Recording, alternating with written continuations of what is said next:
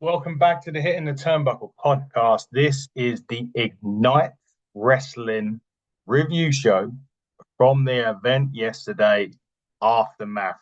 It was a tremendous event.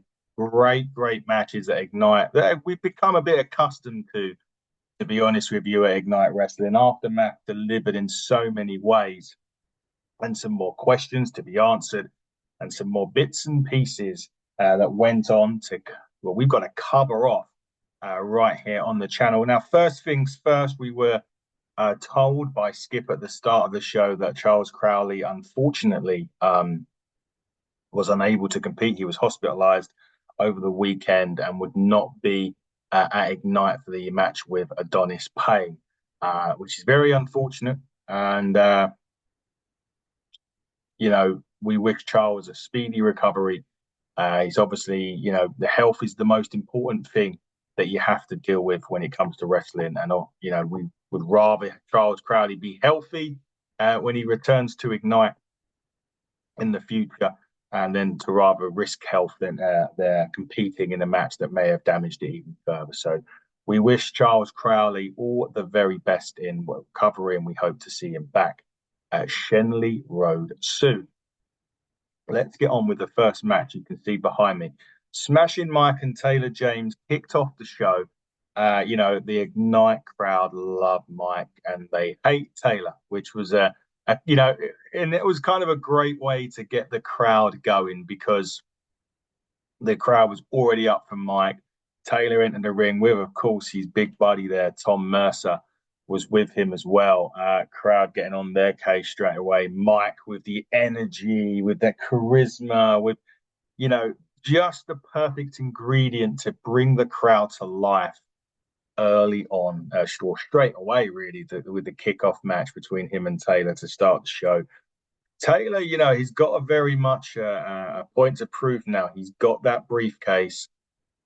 He is, of course, can cash that in that briefcase for any championship at any time he chooses. And actually, it was quite interesting going after a former Turnbuckle champion in Mike, who, in the last show at Buckle Up 2 lost the Turnbuckle title to Mark Trew. So I suppose both going in with a bit of a point to prove. Taylor wanted to go in and beat a former world champion. Mike wanted to go into this match with, to get back on the horse, so to speak, after losing the Turnbuckle Championship. And both gave it their all. Some really nasty chops in this as well from Taylor. He was really, I think what Taylor done really well in this, and maybe he's watched some of Mike's matches over the last couple of shows, that Taylor played on to the fact that the point that I made to CJ Carter was that I felt Mike had dropped his guard a little bit and was kind of making a few mistakes in matches where the emotion was getting the better of him, or he was letting the opponent get into his head. And my belief is that Taylor got into Mike's head during this one. He was very much, saying things like, he's got his mum's charisma, but his nan's wrestling ability and stuff like that. And Tom was also around ringside. And if you remember going back to when Mike took on James Ellis over in April, and we had James Ellis brought Blanche, his manager, with him, there was a lot of commotion at ringside with that. And that did, for a brief period of time, cost Mike the championship. So to have another man at ringside, Mike's focus was definitely switching between the two. And Tom was getting involved in every potential moment that he could do during this match. And it was the fact that Tom got involved that Mike took his eye off the ball. And one of the people that you don't take your eye off in this, especially at Ignite, is Taylor James. And he took advantage of it, hits the fidget spinner, and goes on to claim the victory over Mike in a really, like I say, it was one of those matches that the crowd just loved because of the guys in the ring. It was a perfect blend of heel and face. And in this case, the heel in Taylor picked up the victory and still has that briefcase to hand. What is next from Taylor come November's show? We don't know. We will announce some matches that have been announced for November during the show, during the review show today. So, but what's next for Taylor? What's next for Mike? We don't know, as Ignite goes on to the last show of the year, curtain call 3, on the 24th of November. And women's action was next at Ignite. Sapphire Reed and Luna Blue in a match that's really been first time ever singles match between the two, by the way. That was something that come out recently, which was amazing to think that these two have never competed one on one. They've been obviously opposite each other, even at Ignite in a tag match at Buckle Up when it was Aluna and Artemis against Sapphire and Nightshade. And these two together, aggressive match, really aggressive. I think I would go as far as saying the best women's match that I've seen at Ignite happened on Sunday between these two. It was aggressive, and Sapphire brought out a side of Aluna that I haven't seen, which was that aggressive, hard hitting style. Normally, Aluna is very technically minded in the ring. She's very good at the grappling side of the game, and she'll go to the top rope and hit a few moves, and she will be very quick. This was a fight, an absolute fight between two. Sapphire Reed is one of the best women's wrestlers on the scene right now. And she was hitting hard. She made Aluna hit hard. And it was that sign of Aluna that Ignite haven't seen. Whether they've seen it elsewhere on the UK scene, I don't know. But the hard hitting side of Aluna was great to see it Ignite. It really gave her that. There is a difference, in what we've seen from Aluna at Ignite, and that was great to see that more aggressive kind of side of her come out. And ultimately, it was that aggressive side that helped Aluna pick up the victory over Sapphire Reed. A very, very impressive victory from Aluna in there. And Sapphire's been a mainstay at Ignite this year. I don't know if Sapphire's going to be around come November, but we know Aluna will be. And it's kind of, where do you go? I mean, I want to see more of that aggressive side of Aluna. It was a really good side to see. I'm intrigued as to what Ignite do next with Aluna, and I would like someone as just as hard hitting as Sapphire for Aluna to get in the ring with, because I'm a big fan of Aluna's aggressive, more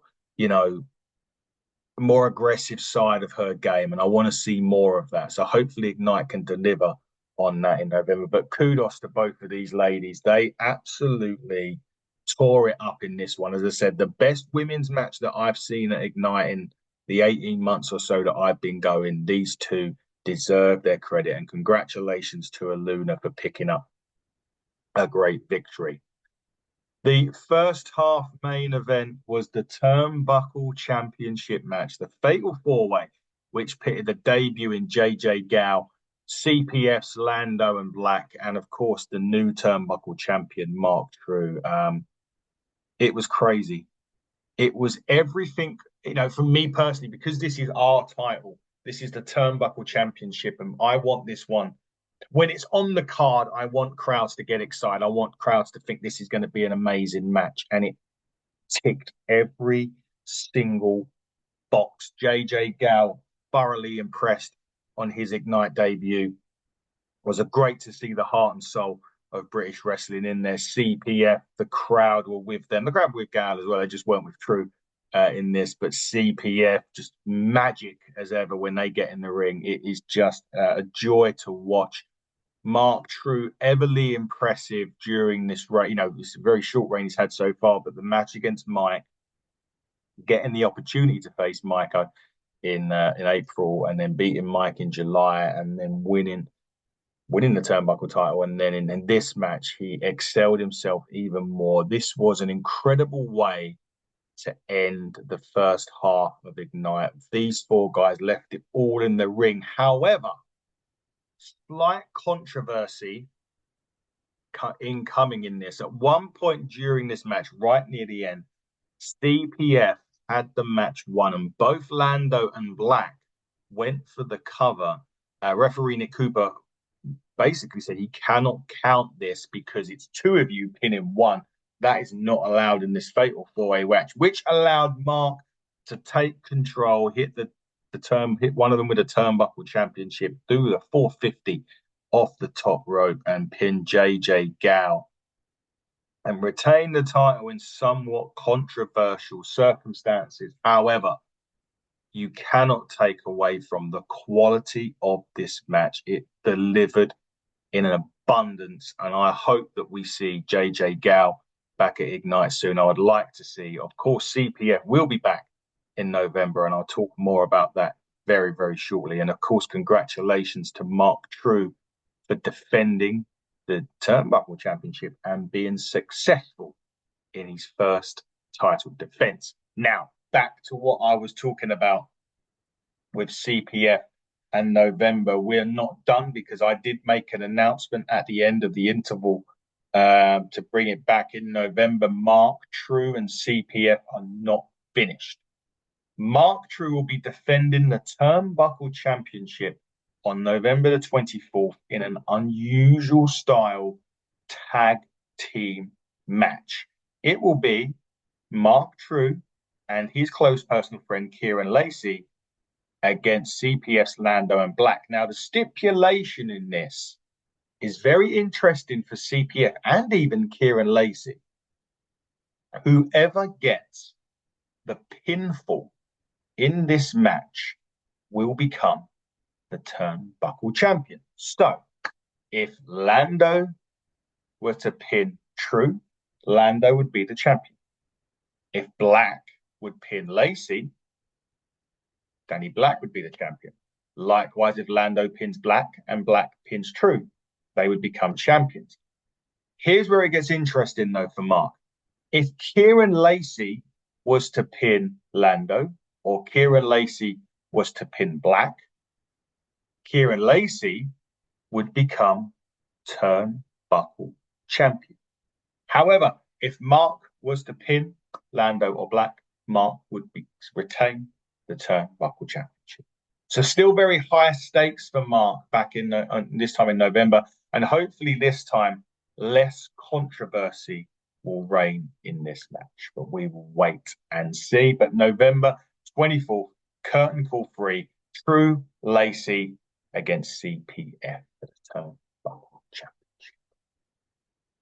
We come back from the break with a bit of a grudge match. Truman Roswell, the conspiracy theorist, was next up. He's wanted to get his contract at Ignite. He has been taken over the last 2 shows, injuring Tig on the man that was doing a raffle last time, taken out Leland, Nino's brother.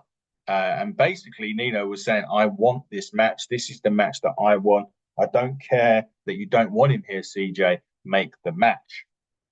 CJ Carter made the match. It was Truman. It was Nino. And Truman Roswell, once again, using Leland this time, but in a bit more of a different way. The match was all over the place. They were fighting in and outside the ring. Nino goes for a dive. Truman pulls in Leland, who's at ringside at this point. Nino crashes into Leland, hard fall. They roll back into the ring. Nick is attending to Leland at ringside with the medic.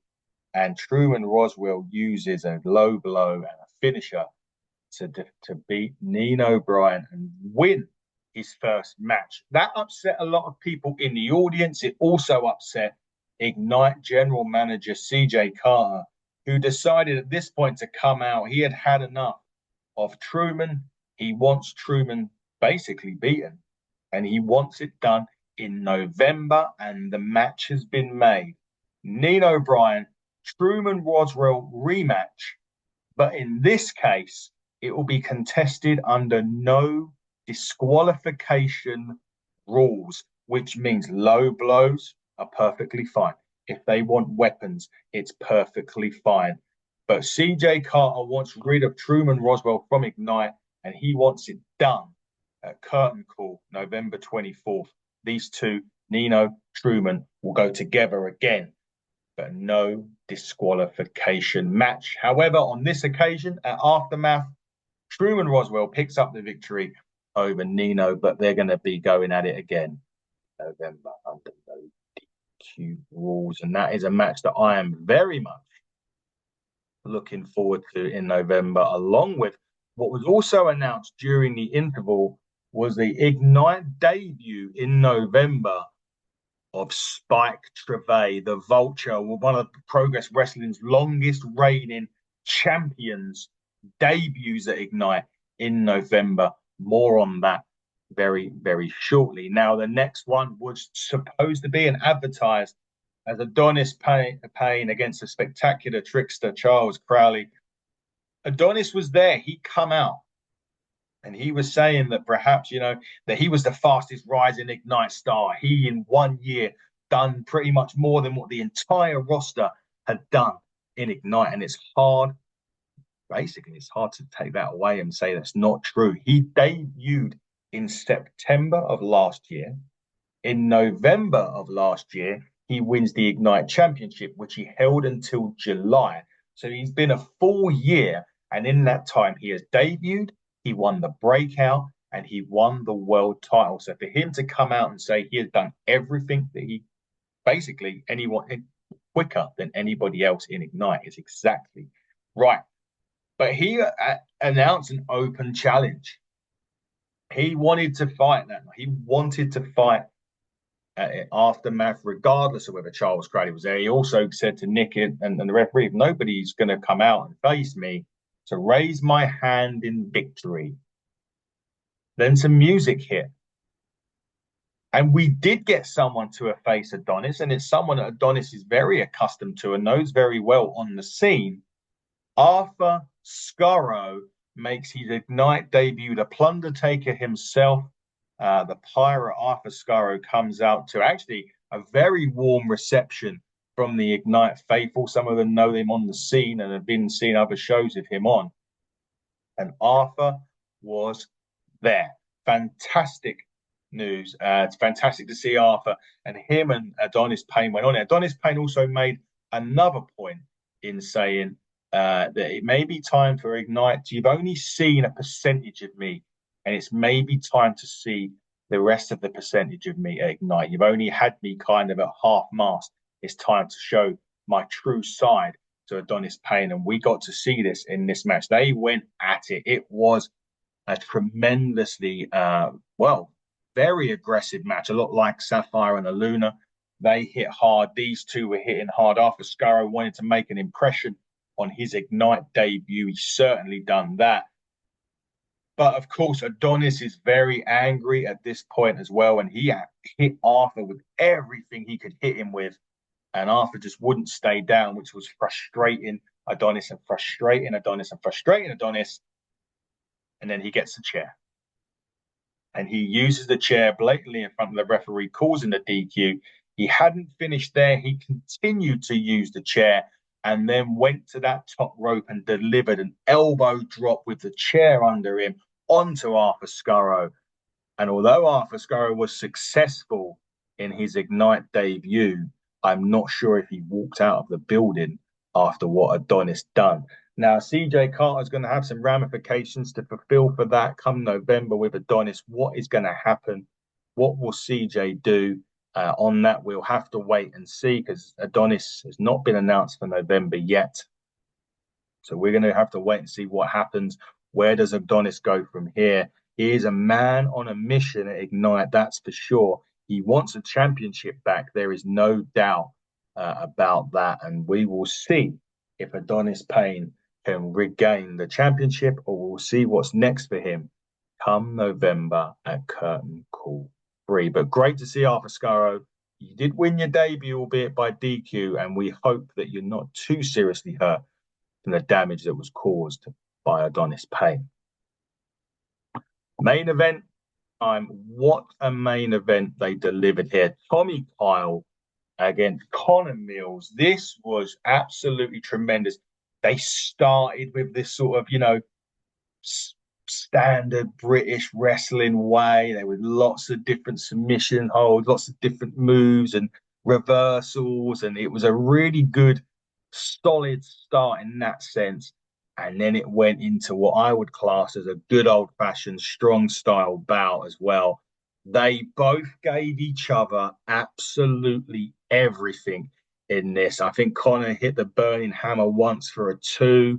There was so much going on in this. It was a great British technical battle to start, and it ended in a strong style match between these two. Connor gave everything, but it was when he went for another burning hammer. He did kick out. Sorry. Yes, he went for another burning hammer Tommy hit the tombstone. Connor kicks out at 1, and they get back up. Tommy hits another jumping, twisting tombstone to retain the Ignite Wrestle Pro Championship. But my goodness me, what a match this was. It is strict. So this match and the Turnbuckle Championship, if you go to Hitting the Turnbuckle's YouTube at HTT Buckle, it is there. If you go to the Hitting the Turnbuckle's Instagram, the Hitting the Turnbuckle podcast on Instagram, the matches are there for you to see. So check out the Turnbuckle title match. Check out the match between Tommy and and Connor Mills. It was a sensational way to end the show with a jumping tombstone victory for Tommy Kyle in his first defense proved to be successful against Connor Mills, who is without a shadow of a doubt one of the standouts in British wrestling at the minute. I hope to God Ignite book him for a future shows, because Connor Mills and Ignite just has a great ring to it. But I did say that there was a bit more information to be fed through for Curtain Call 3 and Ignite ending the year in style. We've already given you the Turnbuckle title match. We already gave you the match with Truman. Now we were told Tommy's fate. Skip gets on the mic at the end of the show and announces that Tommy Kyle will defend the Ignite Wrestling Championship on November the 24th against the Vulture, Spike Trew. What a way Ignite is looking to end the year. If you don't have tickets already, go and get them. 96 Eventbrite, download the app, put in Ignite Wrestling Pro. It will be there. Curtain Call 3, November the 24th. Ignite are ending the year with a huge show. Trew, Lacey against CPF for the Turnbuckle Championship in a tag team match. Truman Roswell, one-on-one with Nino Bryant. No disqualifications. And the main event, Tommy Kyle versus the Vulture, Spike Trew, for the Ignite Wrestling Championship. All that plus another 3 more matches to be announced. Get yourself down to Shenley Road. You do not want to miss Ignite's end of year spectacular. That is Curtain Call 3. Follow Ignite Wrestling Pro at Ignite Wrestle Pro on X. Go on to Facebook, type in Ignite Wrestling Pro. Follow them on there. Follow them on Instagram at Ignite Wrestling Pro. Follow them on YouTube at exactly the same handle. Get in there, get watching Ignite, and get down to Ignite in November the 24th. You can follow us at HTT Buckle on Twitter, at HTT Buckle on YouTube, and Hitting the Turnbuckle podcast on Instagram. Follow us, follow Ignite, join us November 24th, Curtain Call 3. And on that note, everybody, this has been the Aftermath review for Ignite Wrestling on the Hitting the Turnbuckle podcast. And until next time, everybody, buckle down, stay safe, and goodbye.